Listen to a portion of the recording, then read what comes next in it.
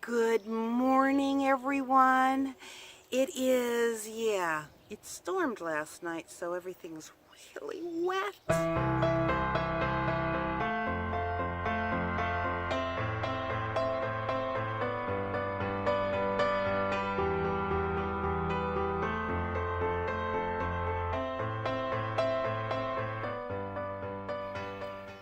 And it was wet even before this. As I was digging, it was just to the point where it was manageable. So now we're right back where we started. Everything is just going to be a muddy, mucky mess. So anyways, that's kind of where we're at today. I guess I'm just kind of wait maybe a couple hours and see how things go, because there's no sun today. Everything's very overcast. So I don't know how quickly it's going to dry up.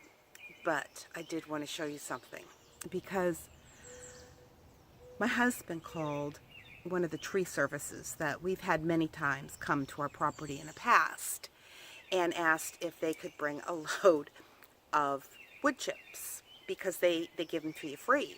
And they said, sure, we'll be there in the morning. So they came this morning and I showed them where I would like them to be dumped. Yeah. Let me show you what this looks like. If you remember last year, we had the Amish come to do some logging, and this was the area that they went in at. And what we had never realized before was that this area of our property was a very low spot. And since they went through and they kind of went through all the brush and everything and trudged it down, the low spot was exposed. And so we have a lot of standing water. And we don't want that because of mosquitoes and everything else. So our thought was, well, for now what we can do is just bring in the wood chips, and we can just fill it all in with wood chips, and at least there won't be any standing water. Good thought. Great thought. But let me show you.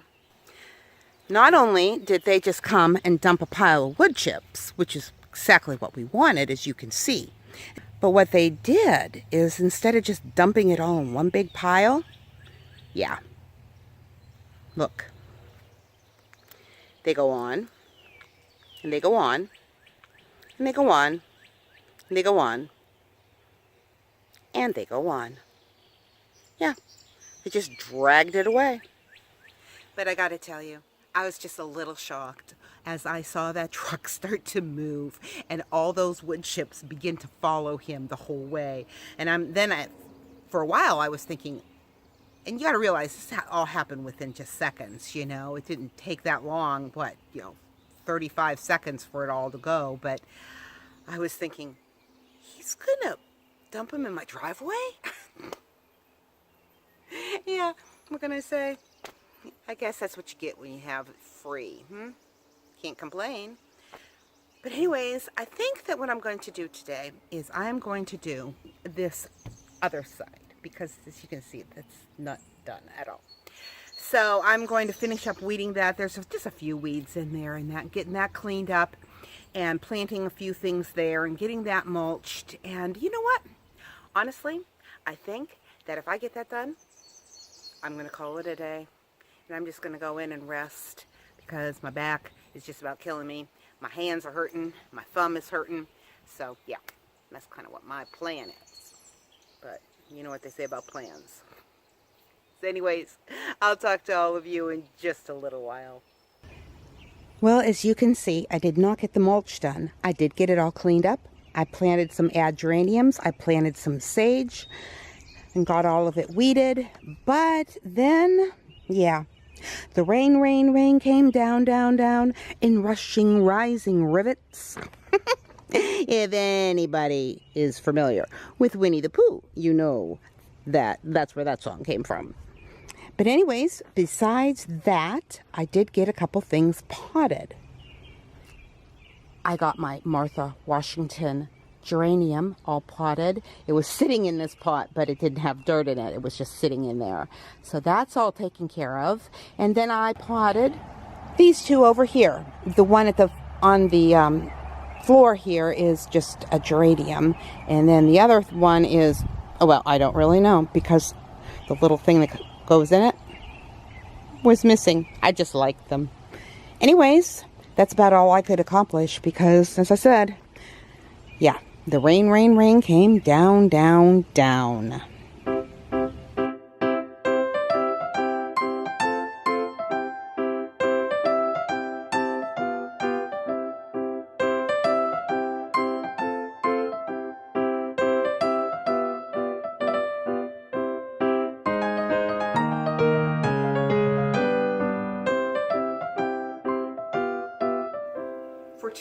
devotion, we will be reading Psalm 46, verse 10. Be still and know that I am God.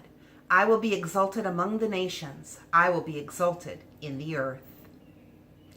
We're being instructed in this verse to let go, to be quiet, and to be still. To be still is sort of like waiting, biblically speaking. It's not to assume the worst, to worry or fret, to make demands or to take control. And waiting is not inactivity, but it is a continued effort to stay focused on God through prayer and belief, resting in the Lord and waiting patiently for Him without fretting. Even when we put time aside to read our Bible in the morning and in the evening, we rush to get through it and check off that activity from the day. For many of us, finding the time to be still and silent is difficult. And even when we are able to find the time, it's difficult to get our minds to be still. Life is busy, and so are our minds. The idea of being still goes against everything that we naturally want to do. Our inclination is to step on the gas and go full speed, believing that doing more and having more makes us more complete. Instead, here God is telling us to apply the brakes and be still. If we are busy being busy, God's voice becomes nearly impossible to hear. It is critical for our faith to realize that the more we are deliberately still, the more we hear God's voice, and the bigger and the better we will recognize His activity. The smaller our issues will become, the bigger our God will appear. Today's Bible verse is a powerful and calming piece of scripture. The message is not only that we are to be still, but that we are to remember that God is in control. He is inviting us to hear Him, but we are often too busy and even at times unwilling to listen. And our own self-interest often distracts us, causing us to miss His voice. Over and over again, God invites us into the quietness of His presence. He knows how important it is for us to be brought to a place of quiet and silent rest. And with that, I want to remind you, life happens. Let's enjoy it. And when was the last time you relaxed in the presence of God? So why don't you set aside a few minutes today and climb up into His lap and be still before God and listen for His voice. God bless, and I will talk to you tomorrow.